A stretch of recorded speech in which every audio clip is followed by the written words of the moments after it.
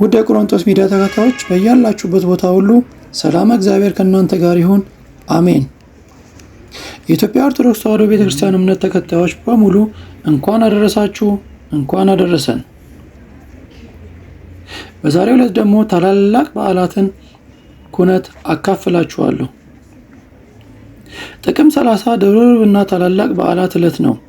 የእመቤታችን ተፈጸመ ጽጌ ተጠናቆ ወደ ኢየሩሳሌም የተመለሰችበት፣ መጥምቀ መለኮት ቅዱስ ዮሐንስ በእስር ቤት ሳለ ለሄሮድስ ልደት አንገቱ ተቆርጦ ለ15 ዓመት የተዘዋወረች ስትሰብክ በዛሬው ዕለት በሐዋርያት የተገኘችበት ዕለት ነው።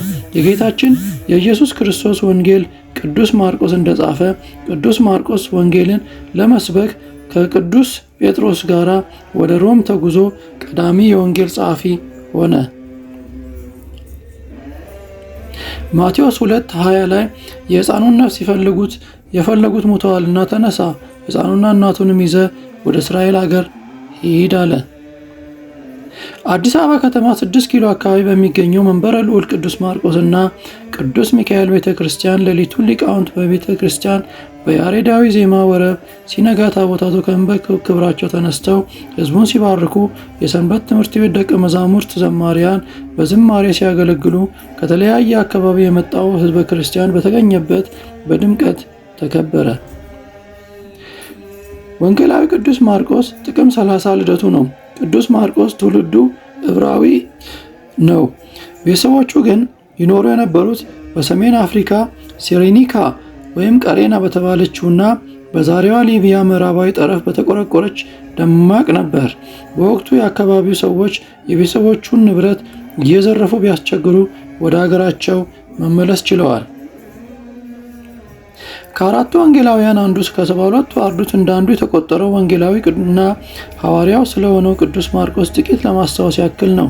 ብዙውን ከመጽሐፍና ከሌሎች ወንጌላውያን መረዳት ይቻላል። የማርቆስ እናት ማርያም ባፍሊያ ቤቷን ለክርስቲያን መሰብሰቢያነት የሰጠች ደግ ሴት ነበረች።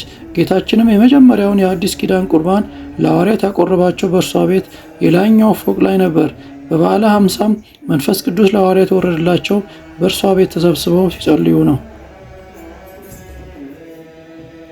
ቅዱስ ማርቆስ ገና በልጅነቱ ኢየሩሳሌም ለመኖር በመታደሉ በዚያን ዘመን ይሰጥ የነበረውን መንፈሳዊ ትምህርት የማግኘት እድል ገጥሞታል።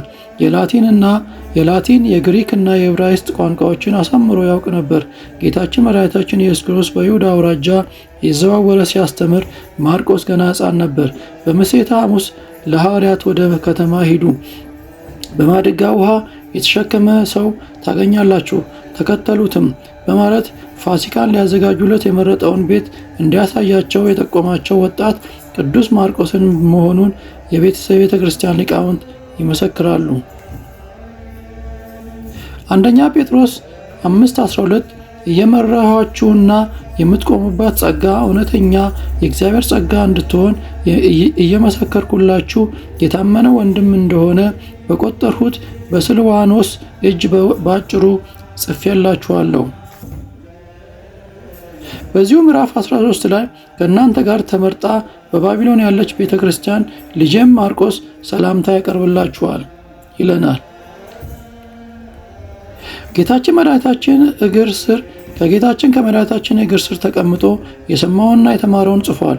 ወንጌልም የጻፈበት ዘመን ጌታ ካረገ 11ኛው ተፈጽሞ 12ኛው ሲጀምር ገላውዲዮስ ቄሳር በነገሰ በ4ኛው ዓመት ሲሆን ወንጌል ተብሎ ይፋ የወጣበት ቋንቋ ሮማይስጥ ነበር። ይህም የሆነው ቅዱስ ጴጥሮስ በሮማይስጥ አስተርጉሞ የሮማ ሰዎችን ለማስተማር ተጠቅሞበታል። ወንጌሉም ቅዱስ ማርቆስ ካለፈ በኋላ በስሙ ተጠርቷል። ገና በወጣትነት ዕድሜው የጌታን መምጣት ሰምቶ በመከተል ወንጌል በቅጡ የተማረ ሐዋርያ እንደሆነ ሌሎች ወንጌላውያንም ጠቅሰው ይነግሩናል። ማርቆስ 14:13 ላይ ኢየሱስም በሰማ ጊዜ ከዚያ ብቻውን ወደ ምድረ በዳ በታንኳ ፈቀቅ አለ። ሕዝቡም ሰምተው ከከተማዎቹ በእግር ተከተሉት። ጌታችን መድኃኒታችን ኢየሱስ ክርስቶስ ወደ ቀራንዮ በሚጓዝበት ዕለት ቅዱስ ማርቆስ እርቃኑን በነጠላው ሸፍኖ ይከተለው ነበር። ነገር ግን አይሁድ ሊይዙት ባሰቡ ጊዜ ጨርቁን ጥሎ ራቁቱን ሸሽቷል። ይህም በዚህ ጊዜ ገና ልጅ እንደነበረ ያመለክታል። ይህንንም መጽሐፍ ይነግረናል። ማርቆስ 14:54 እርቃኑን በነጠላ የሸፈነ አንድ ጎበዝ ይከተለው ነበር ይለናል። እርሱም ወንጌልን ለመስበክ ወደ ግብፅ በመሄድ የአንበሳ ጣዖቶችን በማጥፋት የነገደ ይሁዳ የሆነውን አንበሳ ክርስቶስን በመስበክ የመጀመሪያው ርዕሰ ሊቀ ጳጳስ ሆኖም አገልግሏል። በዚህም ማርቆስ በአንበሳ ይመሰላል። ራእይ 5:5 ላይ ከሽማግሌዎችም አንዱ አታልቅስ፣ እነሆ ከይሁዳ ነገድ የሆነ አንበሳ እርሱ የዳዊት ሥር መጽሐፍን ይዘረጋ ዘንድ ሰባቱንም ማኅተም ይፈታ ዘንድ ድል ነስቷል አለኝ። ሆሴዕ 13:7 ላይ ስለዚህም እኔ እንደ አንበሳ ሆንሁባችሁ፣ እንደ ነብርም በመንገድም አጠገብ አደባባችኋለሁ። ሐዋርያቱ ወደ የሀገሩ ስብከቱ ተበትነው ወንጌልን እየሰበኩ በጌታችን ስም እያጠመቁ ከጣዖት አምልኮ እንዲመለሱ ከተላኩት አንዱ ነው። የሀገራችን ኢትዮጵያ ኦርቶዶክስ ተዋሕዶ ቤተክርስቲያን መንበር ከእርሱ የወጣ ነው።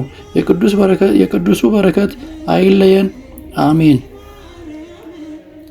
ማቴዎስ 28:8 ላይ ያዘዝኳችሁን ሁሉ እንድትጠብቁ እያስተማራችሁ ደቀ መዛሙርት አድርጓቸው፣ እነሆም እኔ እስከ ዓለም ፍጻሜ ድረስ ሁልጊዜ ከእናንተ ጋር ነኝ ይለናል መጽሐፍ ቅዱስ።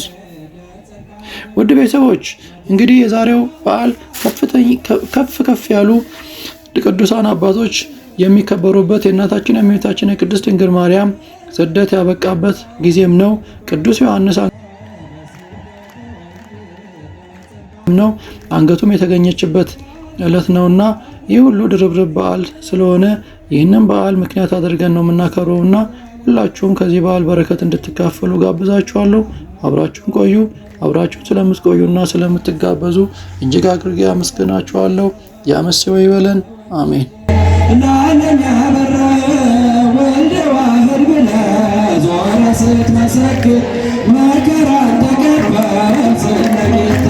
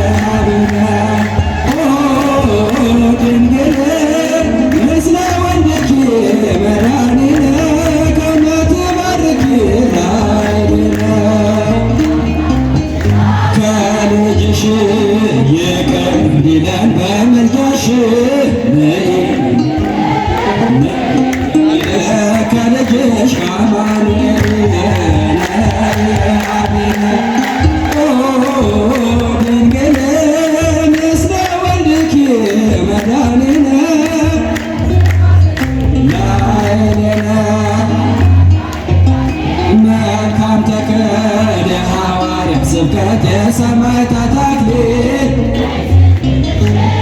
ነይ ስንልሽ ነይልን ድንግል ፈጥነሽ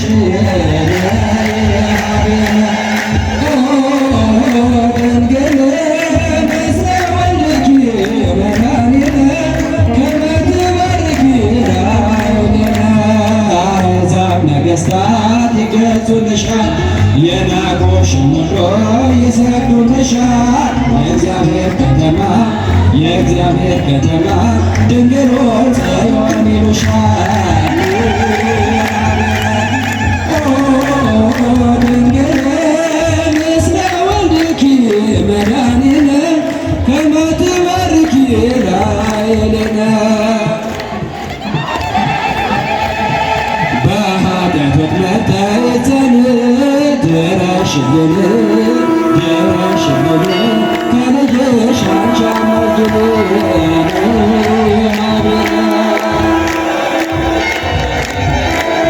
እግዚአብሔርን አመስግኑት፣ እግዚአብሔርን አመስግኑት። እልልታ አይሰማም፣ ጭብጨባ አይሰማም።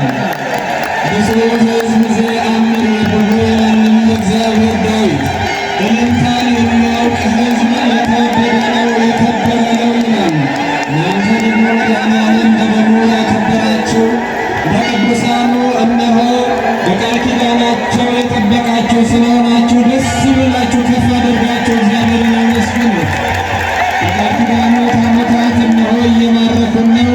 እግዚአብሔር አምላክ በአባቶቻችን መስቀል በኩል ለእኛ የማያልቅ ተቆጥሮ የማያልቅ በረከት እያደለን ነው።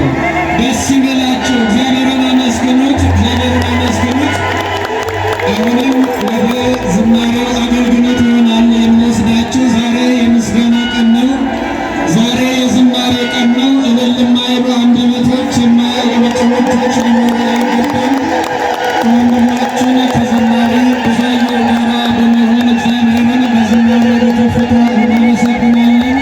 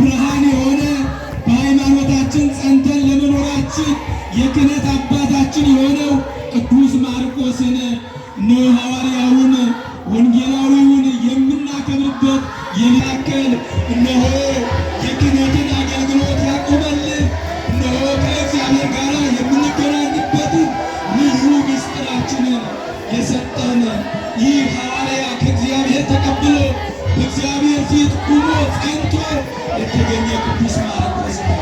ስለዚህ ታዲያ ይህን ነው የምናመሰግነው ወገኖች።